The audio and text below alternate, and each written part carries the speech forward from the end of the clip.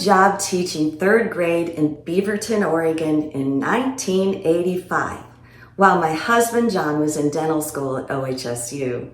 I worked with Glenda, a woman who hated me from the moment she met me.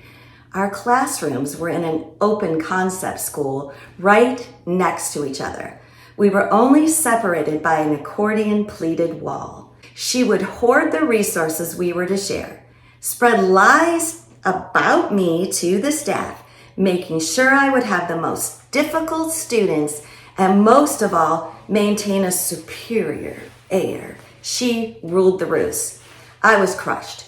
I was under the false impression that I was such a nice person, that I could work with anybody. But when all my efforts failed to befriend Glenda, I learned a biblical lesson. The light of Christ that was in me collided with the darkness that was in her. It was a deep darkness. It was the spirit of Jezebel. John jokingly told me I should say to her, "How did you get to work today? I didn't see your broom in the parking lot." But the spirit of Jezebel is no joke. Anyone who has been in contact with a person dominated by this spirit knows what I mean. It is relentless and wicked. She is a spirit of seduction and immorality that hides behind a mask of control and manipulation. We will get to know her and her tactics as we study the prophet Elijah. She's not a low-level demon. She's a high-level principality. We, as believers of Jesus, cannot cast her out. We must wrestle with her, as the Apostle Paul says. Many Christian leaders believe that she is one of the strongest enemies that we are fighting in America today. The Jezebel spirit seduces people to worship the Lady of the Kingdoms, the spirit of Babylon. This is the same Babylon spoken of in the book of Revelation. We'll have more on this later. The year is 874 BC. The place, the northern kingdom of Israel. King Ahab, the most wicked king to date, is on the throne. The Syrians or Phoenicians to the north, traditional enemies of Judah, just formed an alliance with King Ahab to collectively fight against the Assyrians. With this treaty came the opening up of trade routes in the seaport cities of Tyre and Sidon, and Israel prospered. However, seemingly to cement the agreement, King Ahab married Jezebel, a priestess of Baal, the daughter of the Sidonian king Ethbaal. Thus, Baal worship was brought into Israel through her influence with the king. Let's check in with Elisha. I slept well last night, knowing that Elijah was in heaven with Yahweh. What an amazing thing! The only other man known to be taken up to heaven before death was Enoch, our hero, the man who walked with God. He remained faithful to Yahweh, too, even in very dark times. Our times are slipping into darkness, too. Let me explain what I mean by this. When Israel separated from Judah after the reign of Solomon and became a separate country under the reign of Jeroboam, he encouraged the people of Israel to stop traveling to Jerusalem to celebrate the sacred feasts, as mandated by Yahweh in the Torah. Instead, he set up golden calves at Bethel in the south and Dan in the north, and instituted new festivals to worship the calves. Almost all the Levites left their lands in Israel at the point and moved south to Judah. This worshiping of idols, forbidden by the Torah, separated us from Yahweh, and the northern kingdom lost its foundation. Roughly 50 years later, when King Ahab married Jezebel, who was a priestess of Baal, she brought all her wicked idol worship with her. Ahab built not only a temple for Baal worship in Samaria, but an altar for Baal. Jezebel also brought with her a company of priests of Baal and his female counterpart, Asherah. By the way, at the school of the prophets here in Jericho, we call all the male Canaanite deities Baal, which literally means Lord. All of the different Baal gods are worshipped in the same fashion. This one, worshipped by the Sidonians, was Baal Melkart, the god of weather. King Ahab also made a grove for the worship of Asherah, the female counterpart of Baal, a fertility goddess. In the grove, many trees were carved into phallic symbols to stimulate worship. So what does this worship consist of? Group sexual orgies with both heterosexual and homosexual participants in the groves and at the temple. Temple prostitutes and sexual fertility rites. And the worst of all, child sacrifice. Jezebel and Ahab themselves were participating in these forms of worship. All of these are violations of the Torah and abominations to Yahweh. Even now, the people are seduced into this kind of worship through their lusts. The alluring power of Jezebel's idolatry is powerful. When Jeroboam opened the door to worship the calves at Bethel and Dan instead of Yahweh, it opened the door for false gods to move in. And now, the sitting queen of Israel is a priestess of Baal? A temple prostitute? Oh. Elijah was a prophet from Tishbe, a city in Gilead east of the Jordan River. He did not speak often of his early life to me, but I know God was preparing him to be a man of God, a prophet of Yahweh. His name even means Yahweh is my God. Reports of Jezebel's desire to totally replace the worship of Yahweh in all Israel with the worship of Baal and Asherah were trickling over the Jordan into the remote parts of the kingdom. The entire region was talking about the news. Elijah's heart was stirred as he remembered what Moses had warned him in the Torah in Deuteronomy 11:16 and 17. Take heed to yourselves, lest your heart be deceived, and you turn aside and serve other gods and worship them, lest the Lord's anger be aroused against you, and he shut up the heavens, so that there is no rain. It was at this point that God gave Elijah a mission. He left Tishbe and crossed the Jordan, walking all the way to Samaria. As he walked, his determination became stronger. He boldly confronted King Ahab, relaying Yahweh's message. As the Lord God of Israel lives, before whom I stand, there shall not be dew or rain these years except at my word.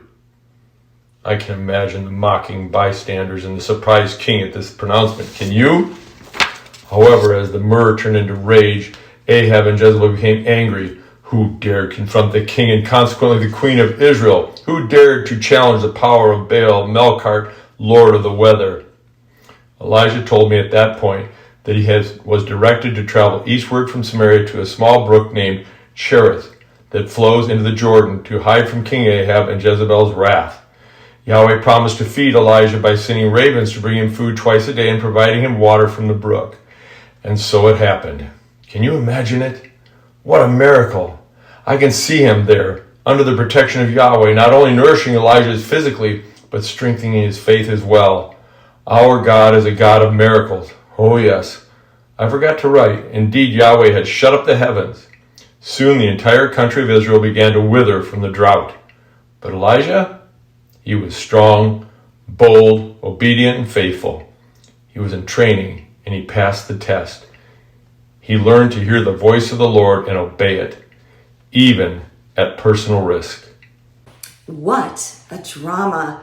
Already, we can start to see some of the characteristics of the spirit of Elijah. Dedicated, fearless, obedient, and strong. All admirable qualities, all fueled by the Holy Spirit. However, at this point, Elijah had no idea what he was up against. As these lessons progress, we will see the behaviors embodied in the spirit of Jezebel. So far in the narrative, it's obvious that she is dominating, controlling, persuasive, and seductive. Jezebel and Ahab were real people who passed long ago, but the principalities and demons working through them are still working today. You probably have met people like this in your own life too. All cultures have them. In America, psychologists call them narcissists. There are thousands of YouTube videos about how narcissists operate and what to do if you're related to or working with one. But behind these people, the spirit of Jezebel is operating. It is important as overcoming believers to recognize this principality in all of its manifestations, not only to make it through these times, to prepare us for the end of the age. Jezebel seeks to be in charge and have authority. She, usually a woman, attaches herself often to a successful person, usually a man, but not always, in a business or even in the church, and seeks to influence through this person or persons.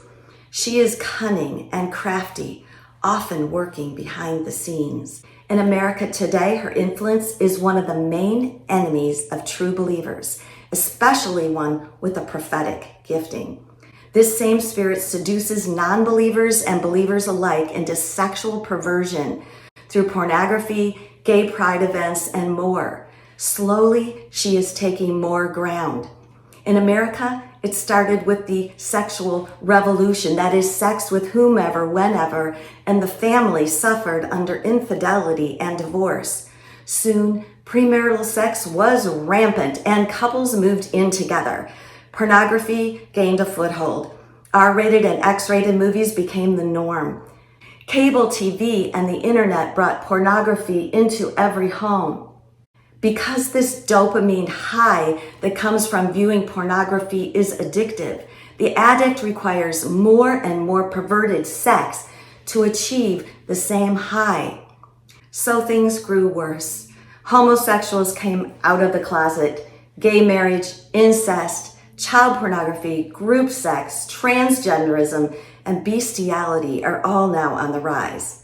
At the local middle school, they have added kitty litter for the students to use who identify as cats. You can't make this stuff up. Middle school children are dressing like beasts.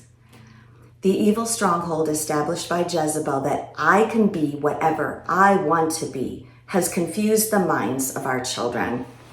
Jezebel has also invaded the church.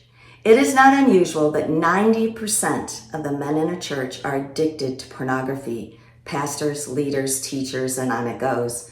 Now homosexuality is being accepted and celebrated in our culture and even in our churches.